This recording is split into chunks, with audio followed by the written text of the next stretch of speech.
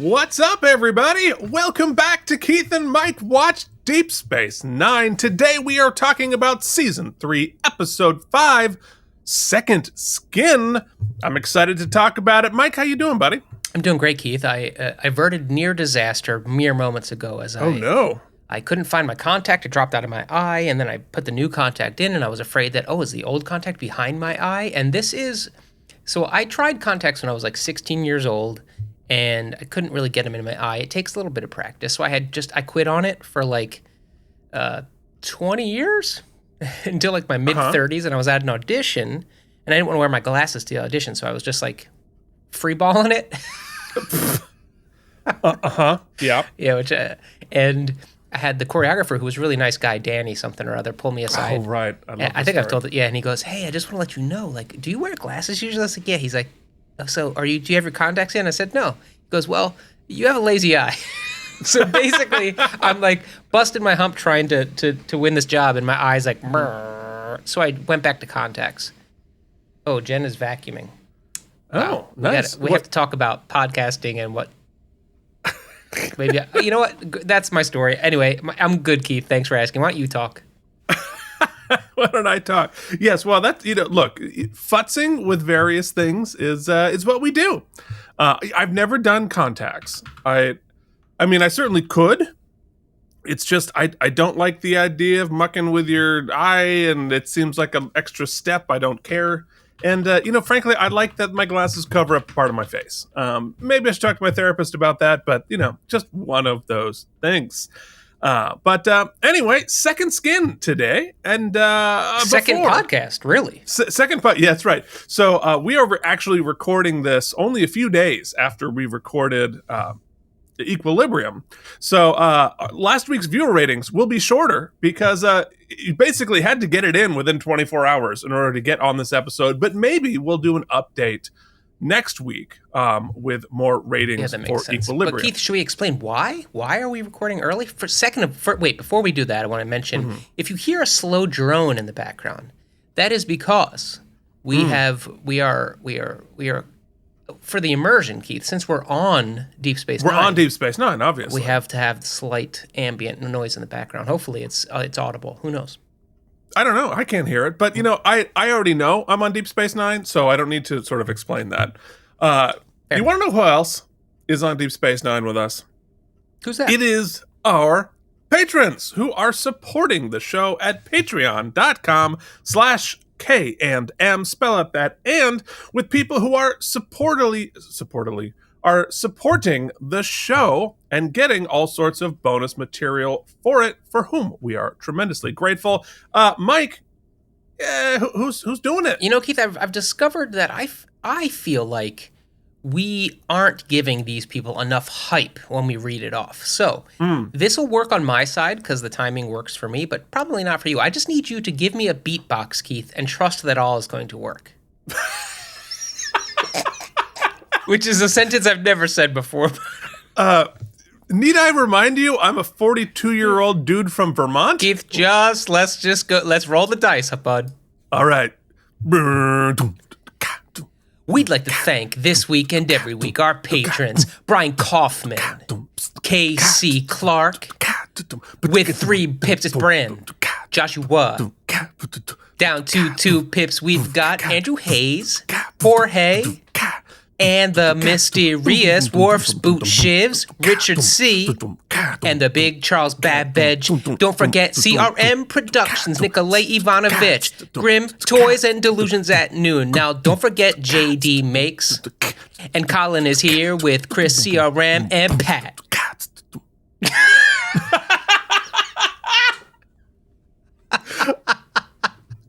Mike, I have never beatboxed a beat in my entire life. That was so much worse than I thought it was going to be. And I expected it to be bad. What were your expectations? Well, what did you think I was going to be able to do? And it is only in the spirit of yes and that I would even participate in that. There's a podcast I listen to, and they have a tier on their Patreon. They have so many patrons. They have a tier called the Hype Train. So they drop this huge beat that's like royalty free, and they rap over it, and it's so cool. And I was like, we should do that. And then my brain was like, don't do that. So I figured we'd do it. Yeah, well, naturally. one time.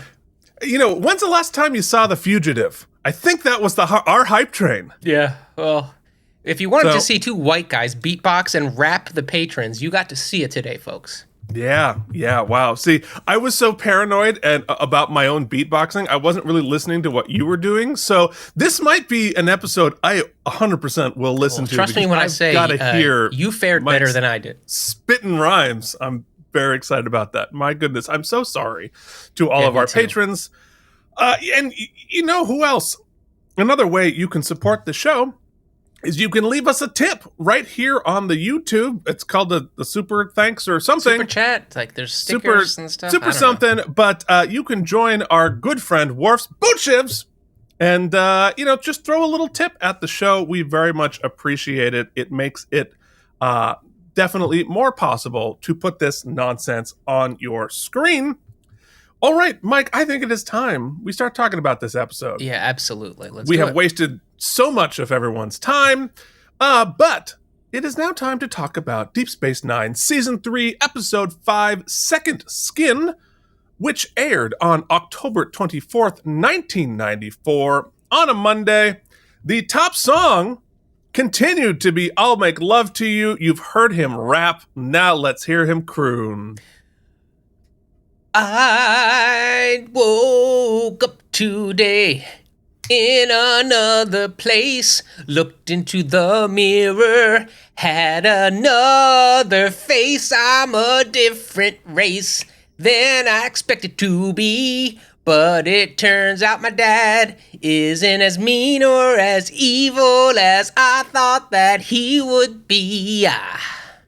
Okay. Well, it's I did a lot of the same rhyme back and forth, but desperate times. I was hoping to go Cardassian face, but it's fine. It's all right. No notes. Okay.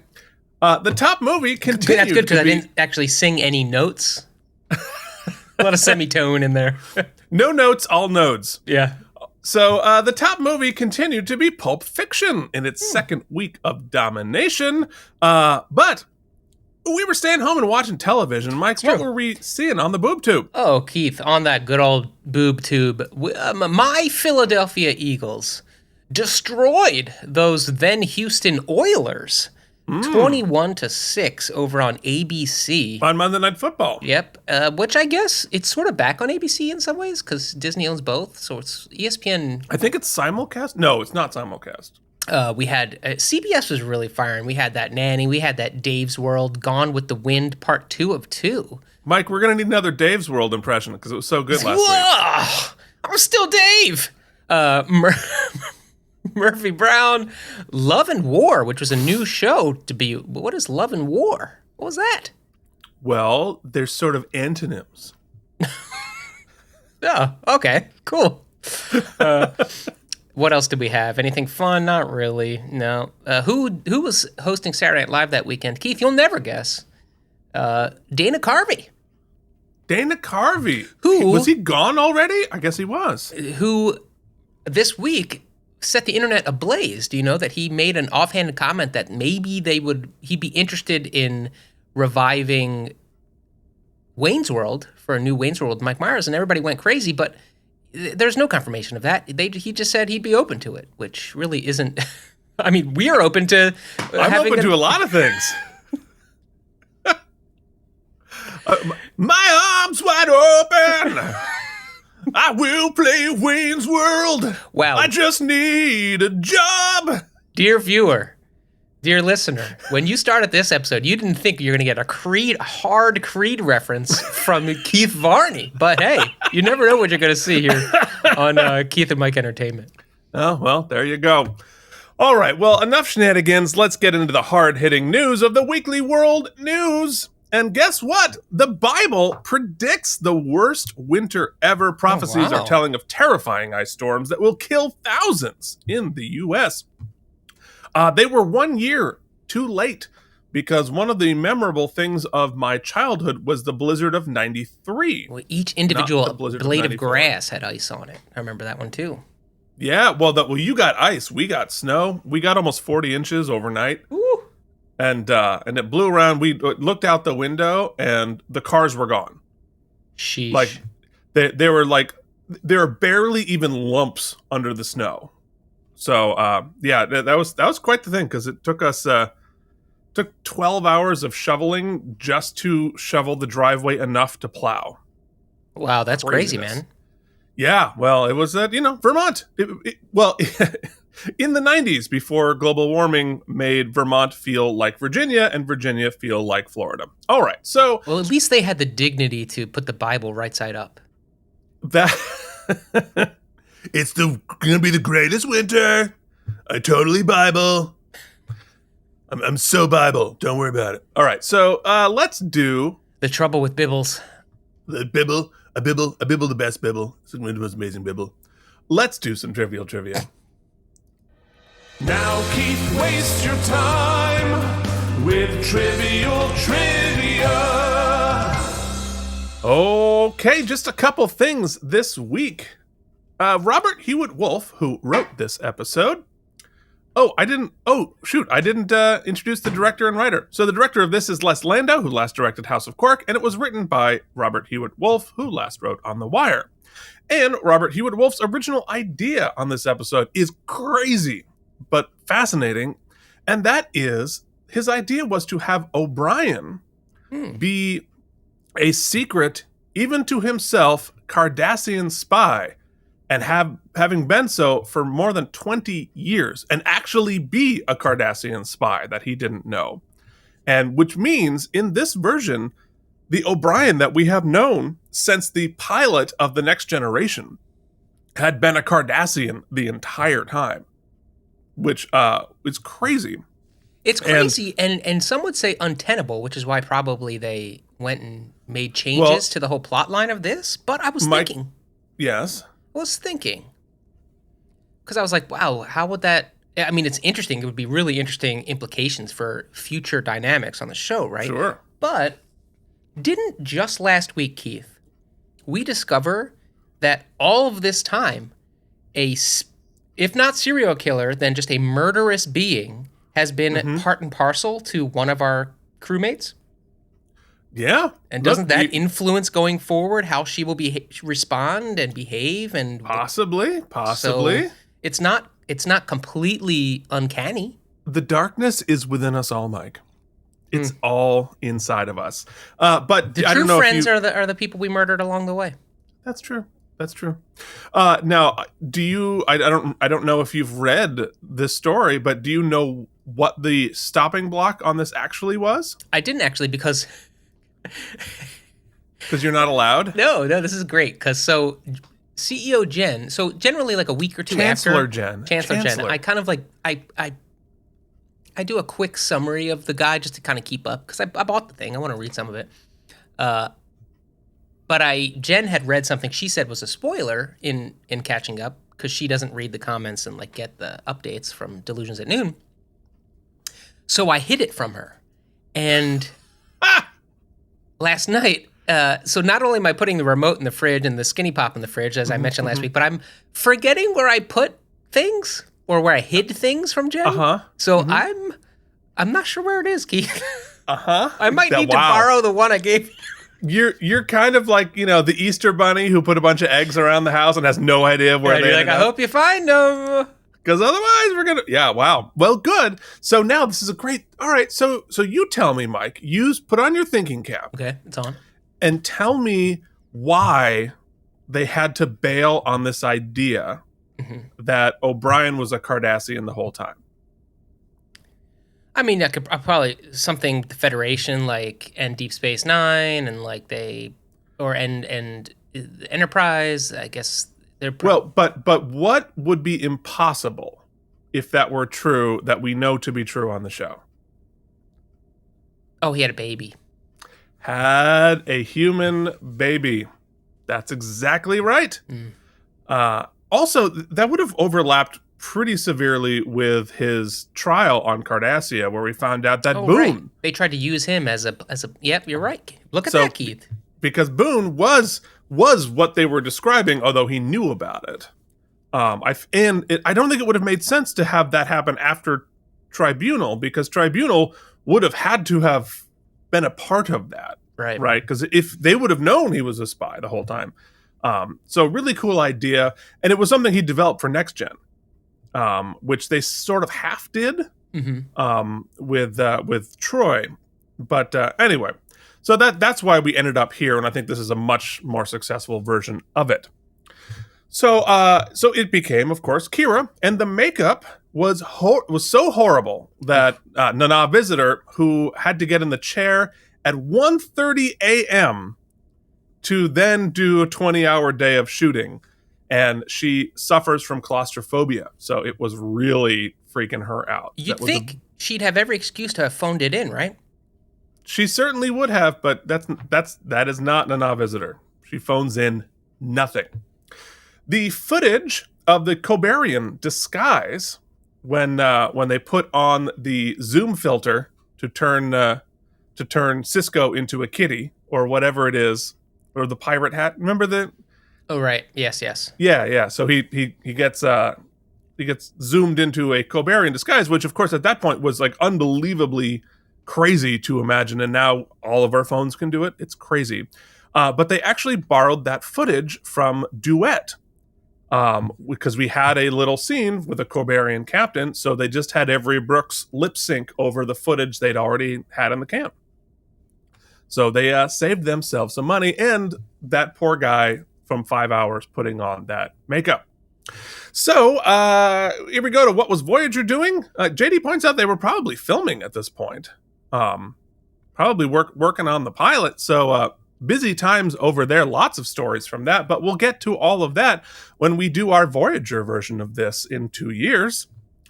And so you already mentioned in football world, the Eagles beat the Oilers behind Randall Cunningham's 310 yards and 2 touchdowns, and the Giants lost a snoozer to the Steelers 10-6. Our guest stars this week include Andrew Robinson back as Garak, always welcome. We have Gregory Sierra as Entech, Tony Poppenfuss as Yeln. No, is that his name? Yes. Okay. It could be Papenfuss. Or maybe the fuss is silent. It could be Papen. Who knows? Maybe it's French, Papenfou. Papenfou. Or maybe the Papen is silent. It's just foo. I like foo. All right. Well, we've definitely offended poor Tony. And Cindy Katz as Yetepa, and Lawrence Pressman as Gamor, who will also play another character later on Deep Space Nine. And Mike, did you know he played 2 separate characters on The Practice? I am not shocked to learn this. So there you are, lots of overlap. And one of the things that we did on the Out of Practice podcast, where we did basically this about David E. Kelly's The Practice, is every time an actor had previously appeared on Star Trek, we pointed it out, of which there were many. Unnecessary Star Trek reference. Yes. So what do you say? We you hop into that screening room.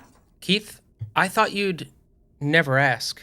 Or ask about 17 minutes into the episode like I do every week.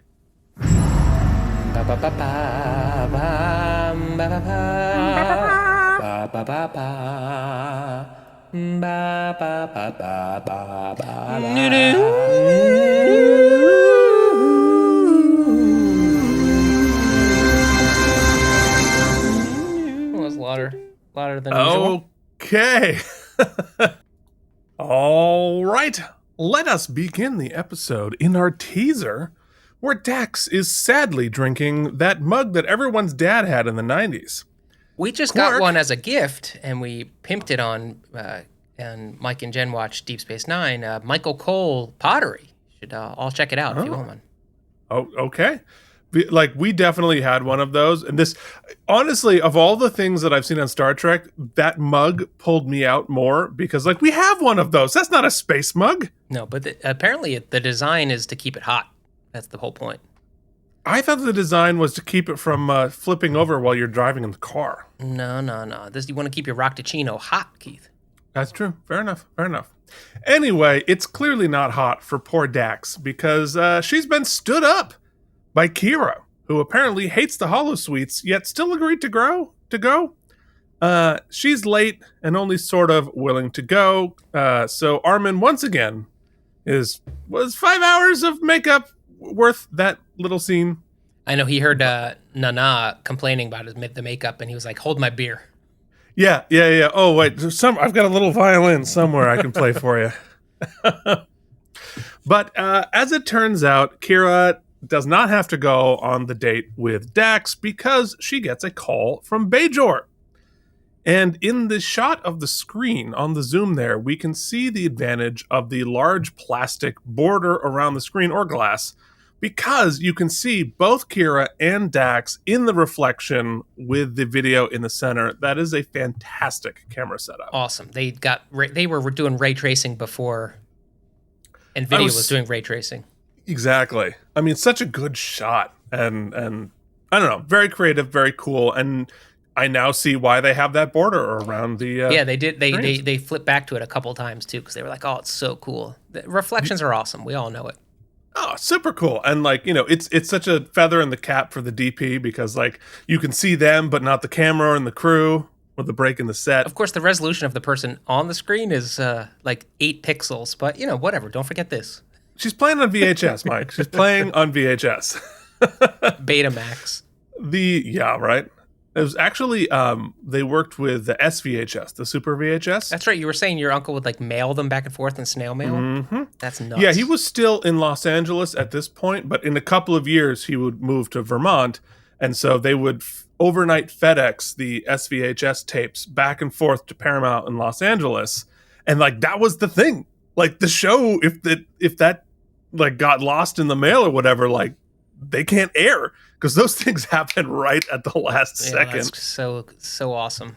Whew, in the TV guide, it lists a new episode, but they're rerunning a previous episode. Well, mail. Yeah, because the FedEx, I mean, I'm sure that was like insured up the wazoo and all of that, but also like a physical thing and a cassette.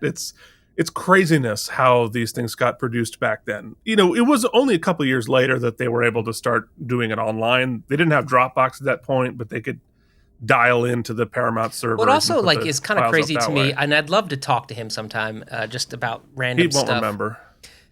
Or your brother, then. We've teased that. Yeah. Because like some of these exports of these videos, like a 90-minute podcast, is like 70 gigs of information. You know what I mean? How many more bits do we get than they were able to have in like original television episodes? Tons. So many tons bits. More. But it wasn't, it wasn't about bits then. It was all analog. Yeah. So there was almost, the so they were mixing audio, on like an analog desk. No, they were creating it analog using a synthesizer, a synclavier. Mm-hmm. And then at least, I don't know if it was at this point or a little bit later, it was then they manipulated it in Pro Tools. So were they mixed down to like a 5.1 Dolby channel, or is it always just stereo? Just stereo. They didn't go to 6-channel until the movies. Right? Yeah. The movies they did. But yeah, no, at this point it was just like right and left. Craziness. Anyway, we're never going to finish this episode. So the lady calls him from Bajor, and she's a historian working on a study about the Elmsburg Detention Center and wants to ask Kira some questions. And Kira's like, I was never there.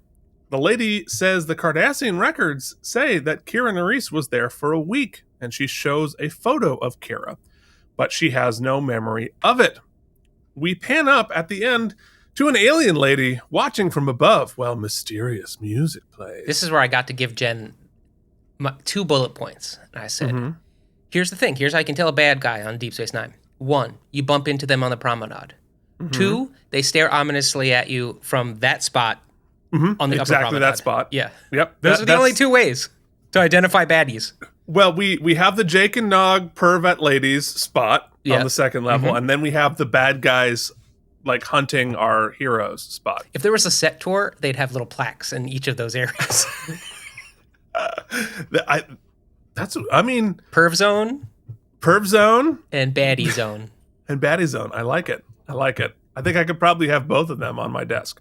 So in Act 1, Odo and Kira discuss in his office. He says either the records or your memory are wrong. Kira says, I know exactly where I was that week. I was in the Dakor Hills in the winter hiding in caves. She says the records are a fake. Odo says, well, in the records, you shared a cell with 3 inmates. So Kira zooms Daryl, not his other brother Daryl, and he recognizes Kira right away and remembers her being there. Mike, do you remember I'm Daryl, that's my other brother Daryl? Yeah, it was like from Newhart? Newhart, right. Yeah. But they were based on characters I think they played on CCTV. I probably. Well, that's one of them.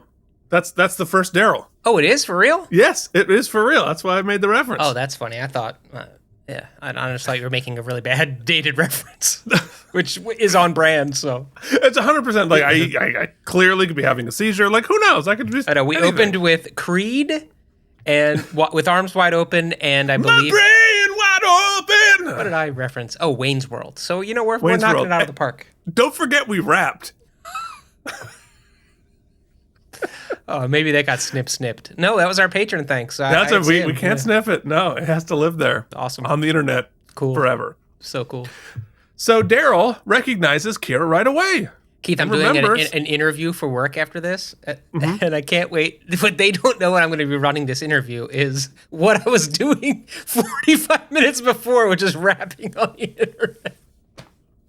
Oh, but they will because I'm going to send them the clip. Our life is so weird.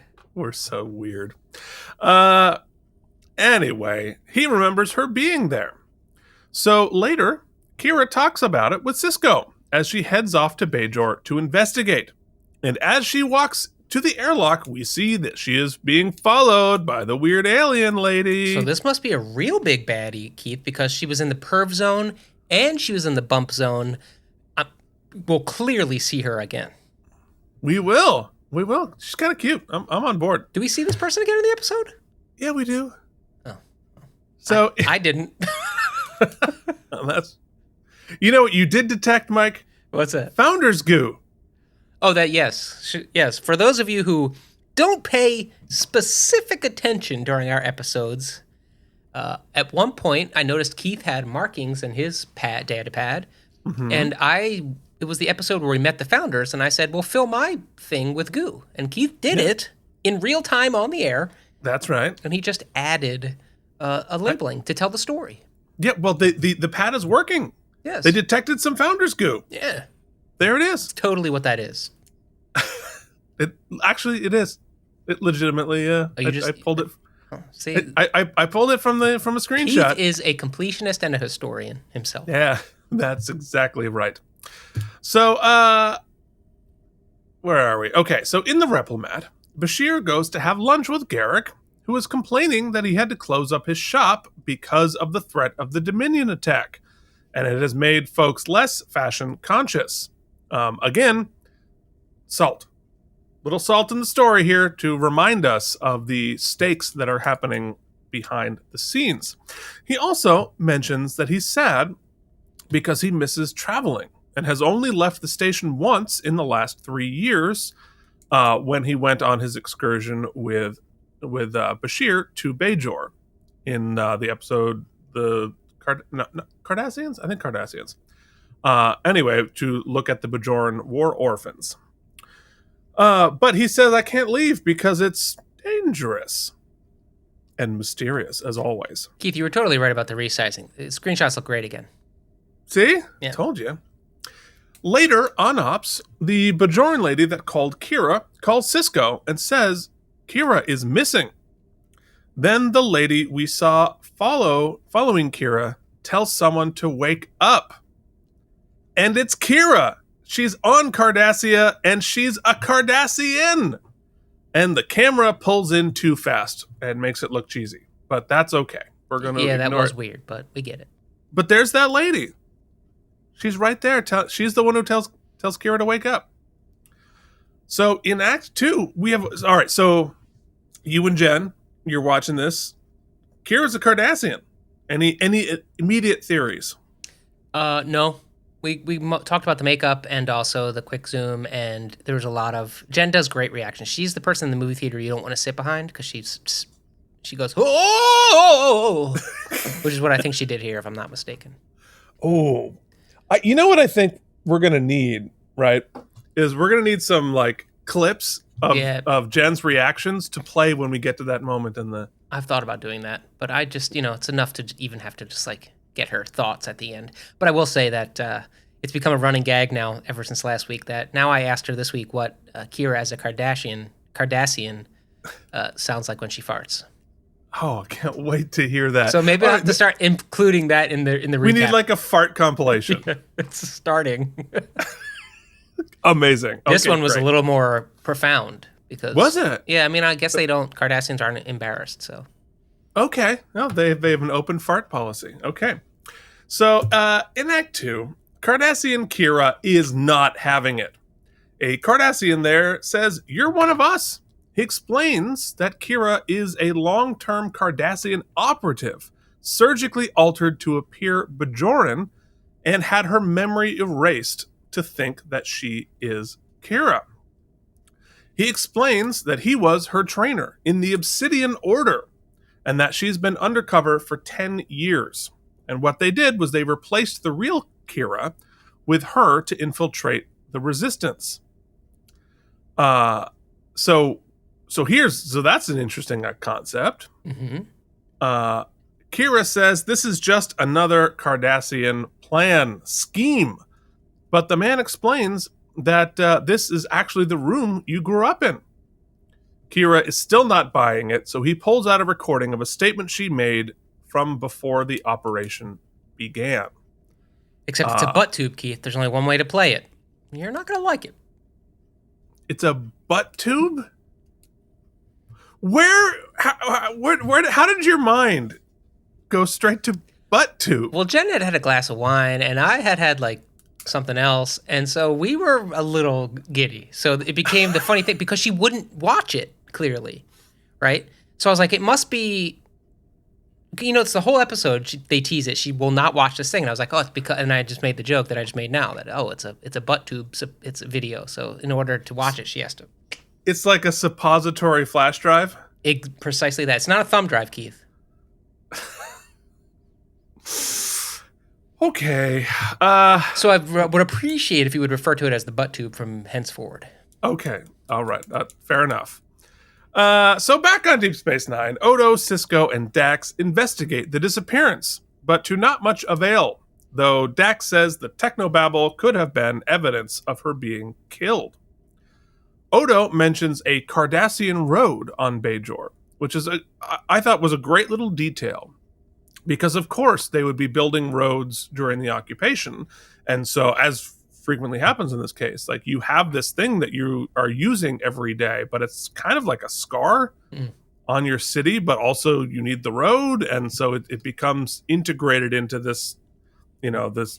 I remember being in Italy, and all of the sort of buildings and monuments to fascism. And my aunt who was there is like, that's a big, ugly fascist, whatever.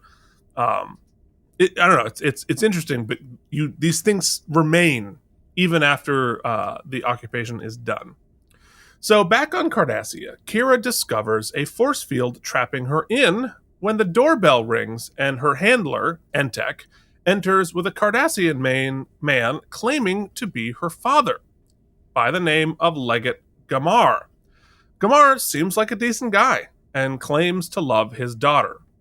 And we head out of the head to the commercial while Kira puts her boots on the fainting couch, which I'm confused as to why Cardassians have fainting couches, but definitely, a power move for Kira to put her boots on the couch. Yeah, it's not allowed. All of her, her posture in the next scene when we go back is a power move is a good way to describe it, because otherwise it's just like way too casual.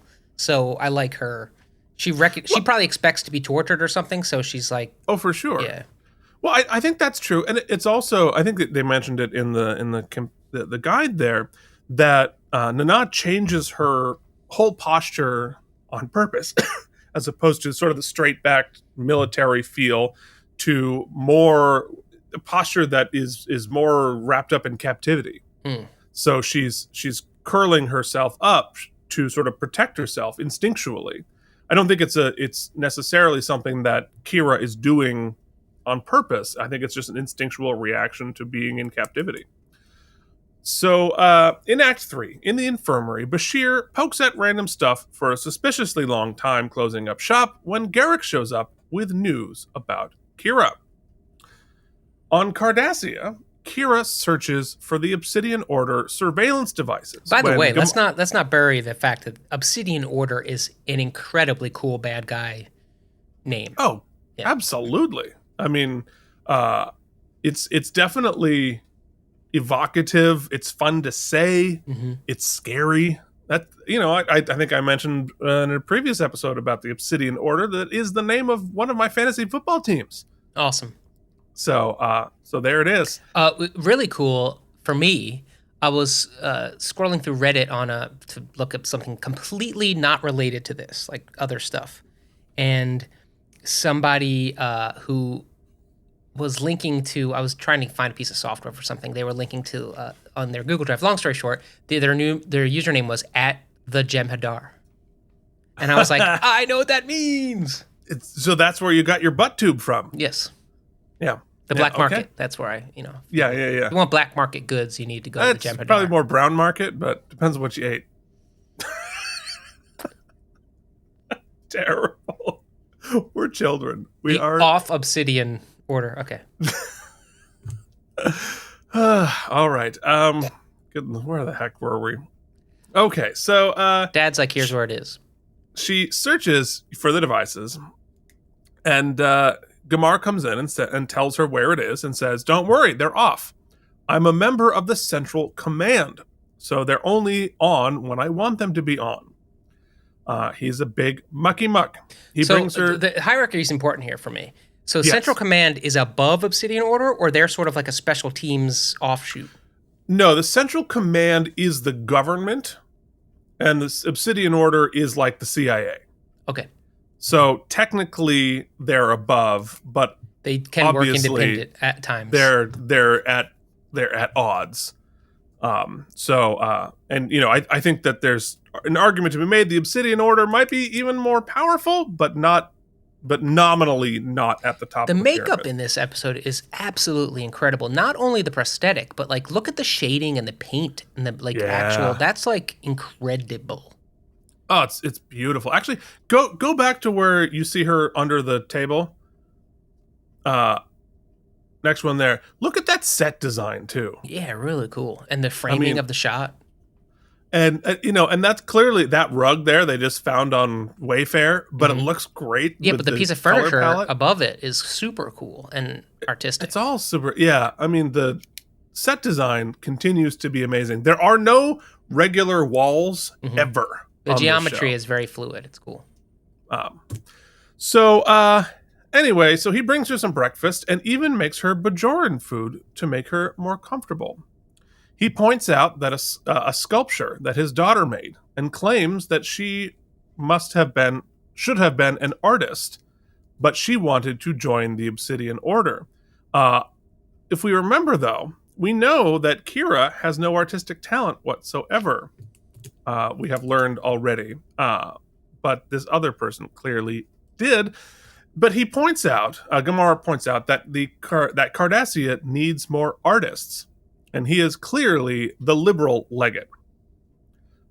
And Kira continues to have none of it. Gamar says he regrets having let her go on the mission, and Kira compliments them on the elaborate subterfuge, but still does not believe. Great shot there. Again, we talk about it every week, but the light fixtures built into everything, so cool. And I think they gave us the exposition here that by now or any moment now, her memory should start coming back. I kind of was buying in because I kept expecting kind of a horror scene because I was like, they got Nana. Of course, having her start having these childhood memories of being in her room and stuff and having to deal with that would be awesome. Yeah. No, it definitely would. Anyway, back on the station, Garak and Sisko discuss the situation in Odo's office. He says that Kira is being held by the Obsidian Order, and Garak knows this somehow. Sisko says the three of us are going to Cardassia for a rescue mission, and Garak says, no way, I'm not allowed on Cardassia. Naturally, Sisko extorts Garak by threatening to hand him over to the Cardassian government. And he freely admits, that's what we're doing. I'm extorting you. With an incredible pregnant pause, though. Because Garak's like, this is extortion, and Sisko thinks about it and goes, yes, it is. Yep. And this is second beat in 2 weeks where he's like, yep, that's what I'm doing. This is very much the differentiation from Picard. Because Picard, although Picard on Picard would be more likely to do it, but Picard on Next Gen would never do something like this, which is fun. And the other thing that happens in the scene is Garak is like, all right, we'll go, but if anything goes wrong, I'm throwing you guys under the bus immediately. And Sisko's like, I think that's the first true thing you've ever said to me. And Garak's like, how perceptive. Very cool. So he says, we're going to go undercover on the Defiant for the rescue mission. More delight from Avery Brooks doing his dance with Garak. Back on Cardassia, Entik is annoyed that Kira still can't remember anything. He's going to have to start interrogating, even though she still doesn't remember. He's pretty threatening, and Daddy Gamar is protective of her. Later, the interrogation is going badly. Kira is flamboyantly lying on every question, and pretty hilariously so. Doing exactly what you would imagine Kira to do. So that's fun. So Entik threatens to hurt her if she doesn't cooperate, and he decides to show Kira an exhibit to convince her that she is indeed an undercover agent, and it's the body of Kira? What did you think, Mike? Actually, I have some questions now thinking back to it. No, okay. It's clearly, I'll say this, it's clearly they've established both possibilities, but they are playing it down the middle, which is really cool. And I think last week, like I mentioned earlier, did open the door to me that it's possible that this is legit, because currently I'm not seeing a lot of reasons why it would be. There's more interesting narrative right now to me if it's real, right? Because how do we rescue her? Why would we rescue her? All kinds of stuff, right? The only thing that gave me pause and still gives me pause, and the pause it gives me is that why nobody has talked about this, is how short the period of time was between boop, boop, boop, hey, these records, we just discovered these records of you being in a prison camp that you didn't know about, and then you're kidnapped. It was very quick. Somebody should have put that together. I mean, they might have known that she was kidnapped in relation to those records, but we wouldn't know why. Yeah, true. We okay, so that records thing is a clue, but it doesn't really tell us much of anything about what's going on here. Yeah. How would you even know? I have a wormhole about that. A different wormhole about that. We'll talk about it later. But anyway, so the evidence that they're stacking up here starts to feel kind of convincing. So in Act 4, Cardassian Kira still thinks it's a fake. Then, interestingly, Entik brings up a traumatic memory from her past and says, I know about this traumatic memory because we placed it in your head just like all your other memories. And we extracted what we could from the real Kira and invented the rest of it. Which I thought that part was one of the more particularly believable parts, that made me believe this might happen. Mm-hmm. Although I think you would have to assume they were able to extract that from Kira's memory and be able to use that as a tool to gain credibility. Yeah, with all this memory, we've seen in many episodes now, memory wiping, memory implanting, mm-hmm. memory reading, memory hacking, all this kind of stuff. You'd think hopefully somebody needs to invent a memory VPN or something. Yeah. We need some memory security here. because it's been a trope on Star Trek forever. Like, oh, just wipe the memory, no big deal. So it works when it needs to for the story, and it doesn't work when it needs to work for the story. But it is interesting. So he asks, actually, this is part of it. Is there anything I've said that isn't in the capabilities of the Obsidian Order? Besides, if I just wanted to extract information, there are much easier ways to do it than this elaborate ruse. Which I think is another pretty convincing point that he's making there. That they easily could, if they had the ability to take in memories and get rid of memories, like, why wouldn't they be able to just steal what they wanted to know from Kira that way? And he says, and I care about you. So please watch the butt tube USB, because the Order is not going to wait much longer. See what I did there? I did. I appreciate it. I appreciate it. Put it in there. Yeah, it's good. I appreciate it. So late that night, Kira breaks out of her window, but Gamar catches her.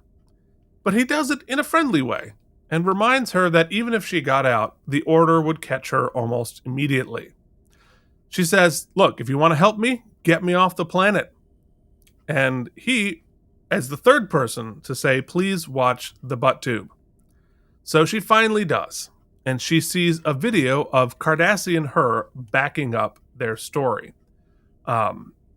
Which is, again, it's good. I like the details with the longer hair, the shorter hair, the adaptation there. Like, it all adds to the credibility that this is a 10-year-old. So is this a deep fake? Or did they convince prisoner her, did this really happen? So CIA agent Kira is out there somewhere. So there's a third. Well, not a third. That's a second.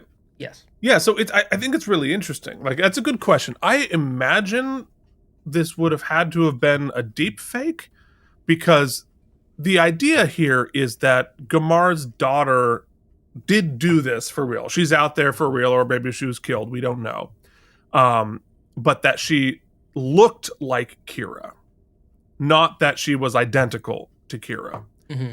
So I don't, maybe she did do this video, probably did, and maybe they deep faked it to make it look a little bit more like Kira, or just sort of fill in the blanks. It just seems weird to me that. Well, I guess they do. I was going to say, I guess it's not a wormhole, but let's address it now, because I was going to say it's weird that with all the technology and the capabilities of the Obsidian Order, clearly, why can't they just flick a switch and bring them back? You know what I mean? Which I guess they did. That's what that's what the injection is. But of course it wasn't going to work, right? So. Well, and they knew it wasn't going to work. Right. That's part of the ruse. It was part of their plan was to have it not work. But had they actually found this guy's real daughter, then conceptually it would have. Mm-hmm. Yeah, but whether it's a deep fake or not, or a modified video, who knows? But it certainly is interesting. And when we talk at the end, how we can zoom out and really think through this from our perspective.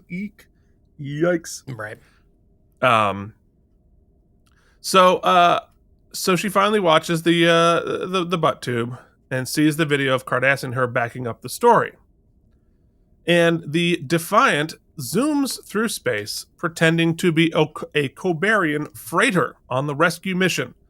Odo brings Garak in to the bridge, who is complaining about the cramped quarters. Then, of course, they get scanned by a Cardassian ship, but luckily, they've got the zoom filter that makes Sisko look like a Cobarian.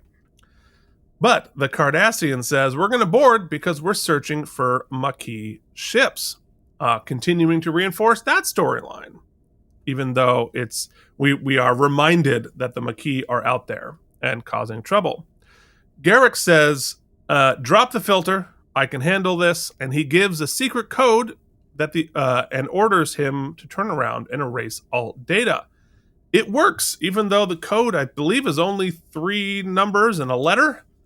I feel like the Obsidian Order would have slightly better codes, but that's a Star Trek thing. It's like the self-destruct code on the Enterprise is like Picard Alpha 1. That's it? Well, maybe it voice recognizes, Well, Well, it does that, but we know Data and many other people, and Boone Boone can deep fake the voice. Of course, yeah. I mean, I don't know. It could have caused so much more trouble. Anyway, Sisko is impressed, and Garak says, Delta 6243. Thank you. Sisko is impressed, and Garak says, it's just something I overheard when hemming someone's trousers. Great line. Always fun. We head back to Cardassia, and Entek keeps interrogating. But this time, Kira is shook. She's starting to doubt. Entek keeps pushing and threatening before Gamar finally intervenes and protects her.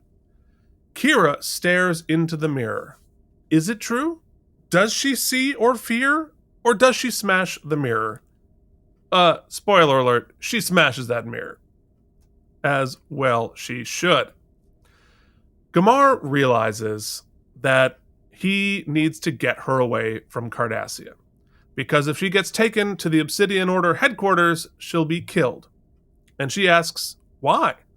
And he says, because you're my daughter. So, what did you think? Like, Kira starting to doubt here is interesting. Mm-hmm. Well, the butt tube was convincing, Keith, as it often is. And I guess, one thing that...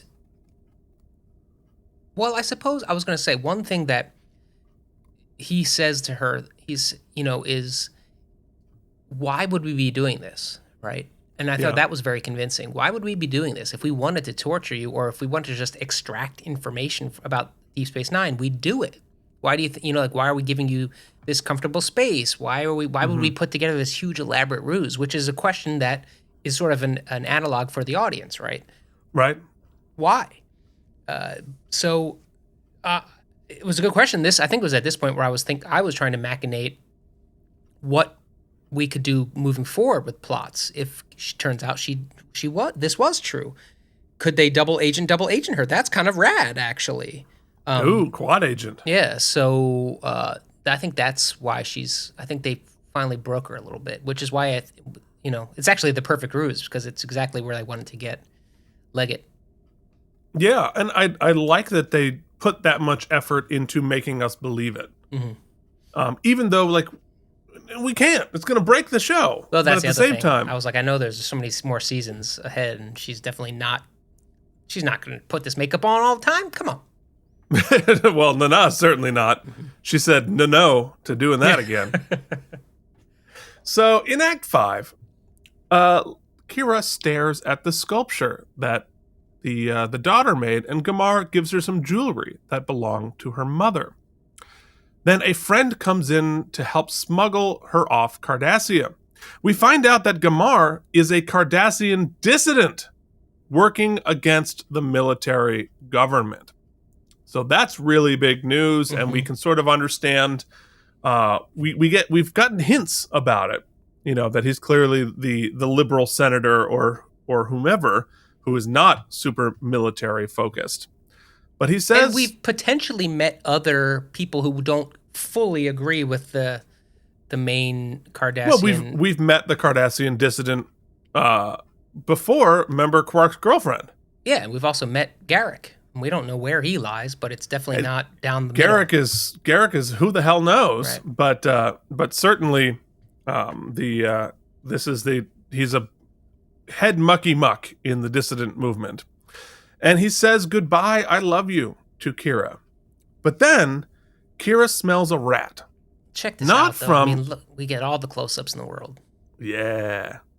But not from Gamar. She realizes that Gamar and the dissidents are the real target, and that he just revealed himself by helping her. And of course, Entek and some goons show up to gloat and monologue. In Bond villain monologue. Mm-hmm. They can't escape. And he kills Gamar's associate. They can't. We get the Dutch angle, Keith. Got the Dutch angle. He's a bad guy. We all know the lighting changes. It's more orange. So he monologues about crushing the dissident movement and says the Obsidian Order is Look Cardassia. at his head swimming in that suit. Yeah, that like rubber suit. Right. It's riding doesn't up move. a bit. It doesn't fold. It's just one piece. Well, it's supposed to be armor, right? So it does sort of make sense. It's not like a sweater or the jammies from the Defiant. Then, surprise, Garak and Sisko enter with Odo as a bag and take their weapons. So they toss Odo as a bag. Like, pay no attention to me throwing a backpack behind you while we're in the standoff. They so frequently make him a bag. Wouldn't it make more sense to like he was like a ball or something you could roll or throw? Or I don't know why Odo is like, I do bags best. So I want all of my things to be bags. That's not my bag, baby. Yeah, apparently. So they take their weapons and the rescue is on. Entek recognizes Garak right away and asks why he's helping Gamar. He's a traitor.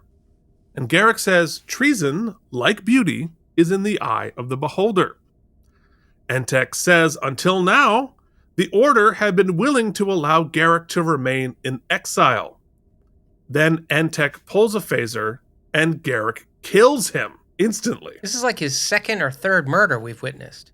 Great screenshot. Yeah. Oh, that's great. Do not F with Garak, because he will flat out murder you. Just happily, easily, no problem. So there's a wormhole here I'll talk about later. But cool, now we understand what's going on. The reason for that huge elaborate subterfuge was to entrap Gamar and not Kira. Cool. I mean, like, such a smart way for the Obsidian Order to do this. Mm-hmm. Brilliant. Genius. So convenient, as always. I won't wormhole it. It's just the convenience of TV. But, man, those rescues always happen right when the MacGuffin is discovered. Yeah, exactly. And spoiler alert for my wormhole, how did we find them? How do we know where they were?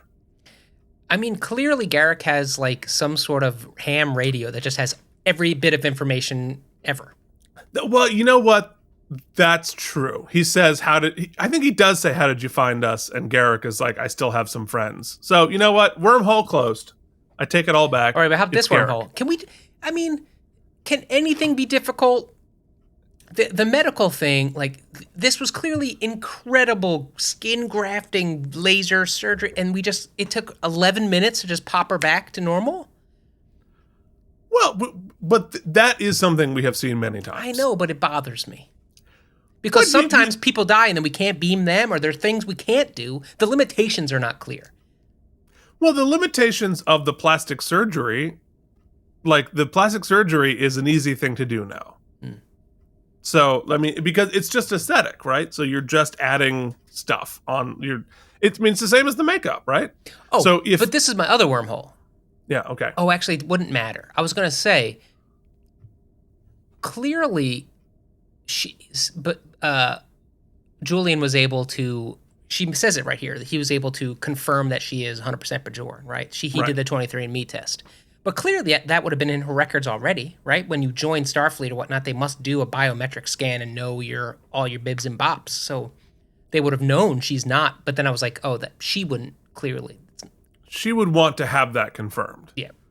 Yeah. But I think, their ability to do the plastic surgery stuff, I mean, what are they doing? It's just a slightly better version of makeup, which even on the show took 5 hours. I don't know. You think with their tech they couldn't?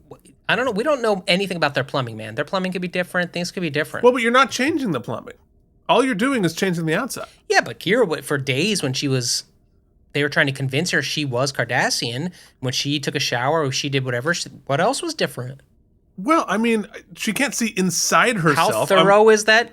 I'm laser assuming that Cardassians and Bajorans poop from roughly the same place. So that's a big assumption. That is a huge assumption. Well, actually, this is covered on an episode of Next Gen. Why are humanoid species also similar? Well, I'll tell you what. I'm gonna be diving into JD's encyclopedia. Spoiler alert. Which for people, no wait, you will have seen it this past weekend. Okay. Yeah. There better be something in there about butt anatomy because I need to know. Now I need to know. Well, but there, you know, I don't think we're gonna watch it on the Patreon, but there's an incredibly important episode of Next Gen where we find out that all the humanoid species that we see that all look roughly the same and have roughly the same shape was not just a budgetary restriction for the show, but in canon, we all share distant ancestry of a humanoid species put their DNA out all throughout the galaxy, which is why we all have the same basic bits and bobs. All right, I'll allow it. So there you go. Wormhole closed. Whew! So, back on Deep Space Nine, regular Kira and Gamar walk through the halls talking through the whole plan. He believes that his daughter is still alive, and one day he'll find her. Who let this extra walk directly in front of the frame? Well, just for like 2 frames, that's the screenshot artist, not the background artist. See, the 3 shots could be perfect, but then she's just in there. You pressed the button at the wrong time. No, she's in frame for a lot. It's weird because there's no other extras. It's just she walks cross frame. It's weird. Well, the station's not abandoned, Mike. Other people get to live there. So Kira offers Gamara a chance to stay on the station, but he says, "I found another planet to hide out on." Although, frankly, from the standpoint of the Cardassian Underground or the Resistance, like it'd be way better if you were on Deep Space Nine, right? Yeah. In fact, they explain why earlier for somebody else. Well, it's a great place to hide out on because you're protected. Oh, yeah, well, Cisco's saying that to Garak. To Garak, right? He's threatening him. Yeah. Anyway, he finishes with some fatherly advice about Garak, and that is, and he lays this on real thick: don't trust Garak. Don't ever trust Garak. That was strongly placed. And as he leaves, Kira tries to give the jewelry back. But Gamar says, "I want you to have it. You may not be my daughter, but until I find her, you're the closest thing I have to family." And you think Nana's done acting. Yeah. But she's not. Kira realizes he's an honorable man and says, "Your daughter must have loved you very much." Great performance from Nana. I wrote down the same thing. Gamar walks through the airlock and leaves, and Kira stares at the jewelry, and that is the end of Second Skin, but not the end of our episode, because we got a little quiz, and then we're going to hand out some And now symbols. it's time for Mike Indeglio Star Trek vocabulary quiz. What'd you have to curse for? You cursed out Star? That was an accident. Okay, great. Mike, what is a hollow filter? Oh, Keith, that's easy. That's like when you got an all-staff meeting and you want to be looking over there, but you turn on the NVIDIA eyeball thing so that it looks like you're staring at the camera. No, it changes your visage on screen so that you can fool some dum-dums. Indeed. And what is a Cobarian? Oh, it comes on at 11:30 every night on CBS. Close enough. Let's move along home.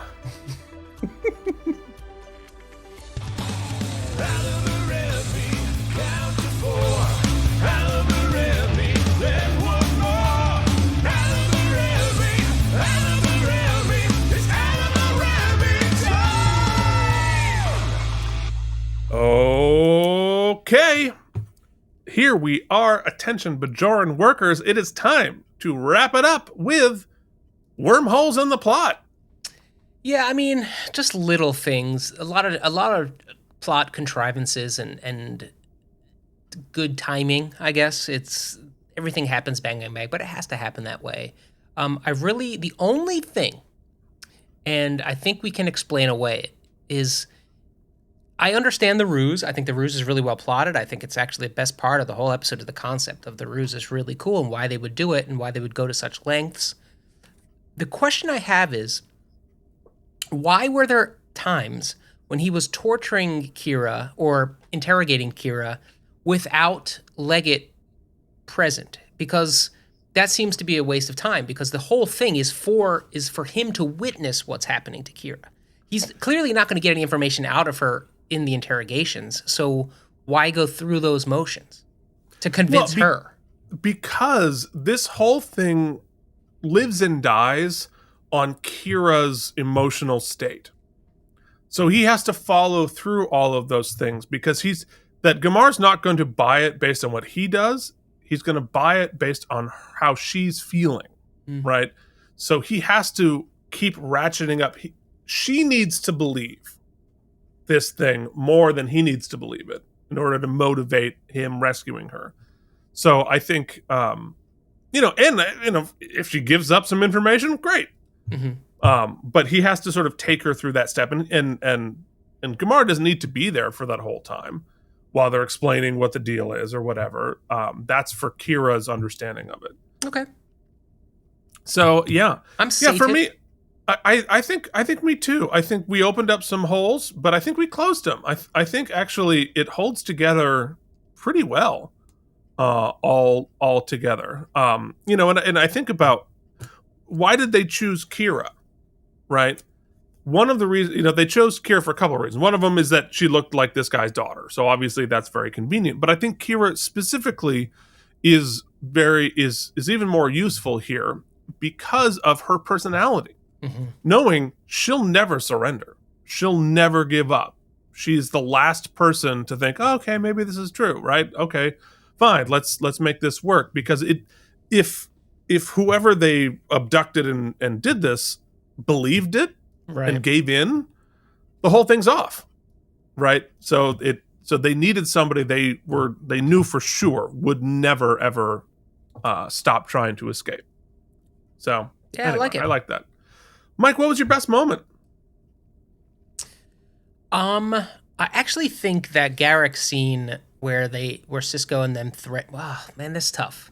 Because everything Nana does in this is great. I think the scene with her and the dad at the end is really powerful. I think every scene he's in, I actually think he's the unsung hero of the episode. The actor playing the dad, Leggett. Oh yeah, playing Gamar. Yeah, it's Lawrence Pressman. So good and so profound in his commitment to his daughter. So everything, but I really love for the show. I love that Garak scene, and actually everything Garak, because this episode really plants some good plot breadcrumbs for him moving forward. Because now, after the whole his memory dopamine thing episode, he was definitely more up a creek without a paddle with the Cardassians. But now to think that he might be on the top 10 wanted list actually adds a lot of he actively stuff. Killed a big member of the Obsidian Order. So but I like the fact that because it's clear that he's sort of OP if he was a character in D&D or on a video game. He's a little overpowered. He always is one step ahead. He always comes out on top. He always has all the information. He's always got the leverage. It was really cool to see Ben flip the script and be able to have the leverage on him. And so I'm gonna pick that scene. Well, and it's interesting though, because Garak is overpowered with information, but also utterly neutered by his situation. Yeah. He can't do anything. He's trapped on the station pretending to be a tailor. So he knows everything, but he can't do anything. So also, well, that's a whole different conversation, but it seems to me his undercoverness is blown by now, right? We know that what his past was. They know that we know that we know. Why is he still doing the tailor thing? Maybe he enjoys it. I think partly he enjoys it, and partly if he keeps up the ruse, they have to keep up the ruse, even though I think I know what you think I think I'm thinking. Right? We all have to do this dance. Right. Yeah. And maintain this. He's got to have something to do. What else would he got to have something to do, and I think he enjoys it. But also I think, if you give yourself deniability, even if everybody knows you're lying, it's like every deposition that's happening right now. Mike, ask me a deposition question. Keith, I don't have a good one. I'm trying to yes and you. Keith, were you aware that? Do you have any plans for this weekend? Gosh, I don't remember. I can't say for sure Gotcha. what the plans are. So, I know, and I know, but legally, I don't remember is the most powerful tool in legal history. So I think that's part of what's happening there. So my best moment is the final scene, the father-daughter surrogate scene at the end there. I think Nana does an amazing job, as does Lawrence Pressman. I really love that element, right? The true compassion and love for each other in this sort of crazy scheme is what elevates it. I talk a lot about seasoning in storytelling, where the Dominion War is the salt. This is a little bit of sweetness that you bring in that completes the dish.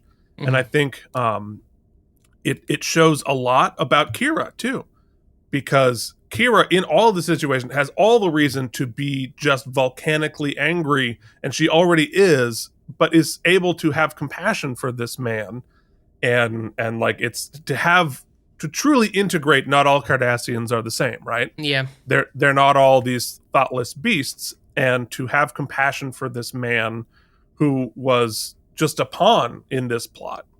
And yet his actual daughter infiltrated her resistance movement, right? And it's nice. I like their relationship very much, and Nana does a great job of giving it in that scene without giving too much. So that is my favorite moment. It is now time to hand out some STEM bolts. You get some STEM bolts. Hell yeah, they are self-sealing. Here are some STEM bolts for you. Okay. Mike, give us some STEM bolts. Well, as I said, this episode is pretty solid. Really enjoyed it. I think you get a tour de force from Nana as usual. I think that the big bad was a pretty good. It wasn't scene chewy. He wasn't over the top. He was just doing what he was doing, but it was still a pretty effective episode. I thought the ruse was excellent. I think it made sense. I think it was well executed. I think the fact that they did it on so many different levels, they doctored the records, they brought it in. They clearly were able to fool someone in high command or central command. It was, I thought, pretty good. The weaknesses go in, for me, it's more, and also I thought the rescue mission was pretty interesting using Garak. I maybe could have used a little more of that and sort of their figuring it out, as you mentioned. But you have to, sacrifices must be made, right? We have 45 minutes to work with. And when you have such great stuff happening with Kira, and I think it was important for them to take longer. A new ranking came in, Keith. I don't know if you saw the email. Oh, okay. Before we get there.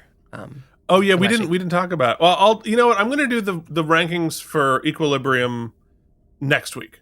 Okay, cool. Because I realized I forgot, and we might as well just wait for them to come in. Yeah, that's fine. So yeah, I really liked it, and I thought it was emotionally charged. I thought it was interesting. I think they set up some possible interesting storylines for later. I don't know that I was jumping out of my seat for it. I don't know that I ever really felt any. I mean, the stakes were there, but I don't know that I ever felt any real peril for Akira. Just because. But ultimately, I really enjoyed it. A huge step up from last week, in my opinion. Yeah. But ultimately, there's with the exception of the Garak stuff, there's nothing that it's sort of like the laser surgery they do with Kira at the end. Oh, nothing happened. It's all better now, right? There's no sort of lasting, and we killed the bad guy, so he's gone. So there's no real lasting threat other than they're probably pissed at Garak now. Well, I mean, I think the threat is Garak for sure. Yes, and the warning that Leggett left. Yeah, they called him Leggett a bunch of times, right? I'm not saying that in error. Okay? No, you're right. That is sort of the lasting threat. Like, he really made a point there. There's no reason for him to lie. Clearly, he has some information, too. So I thought that was pretty cool. Ultimately, I really liked it. I'm going to say 87.5 self-sealing stem bolts. Yeah, I think all of that is right. I think it's a very good episode. It's not a great episode, but I think it's a very good episode. I think it's satisfying. It's tight. It makes sense. I really like the ruse. I think it elevates the intelligence of the Obsidian Order, right? That it's this huge elaborate thing, but it's pretty well thought out, pretty well executed. It accomplished exactly what they wanted to accomplish. Like, oh, so he got away, right? And the Obsidian Order guy got killed. However, what did the Obsidian Order want to do? Take this guy out, and now he's out, right? You took out the. That's a good point. Whatever the the legate is a step above the gull. So are they senators? There's no president really. So like I guess, but he's at the top of the food chain, and he was an adversary.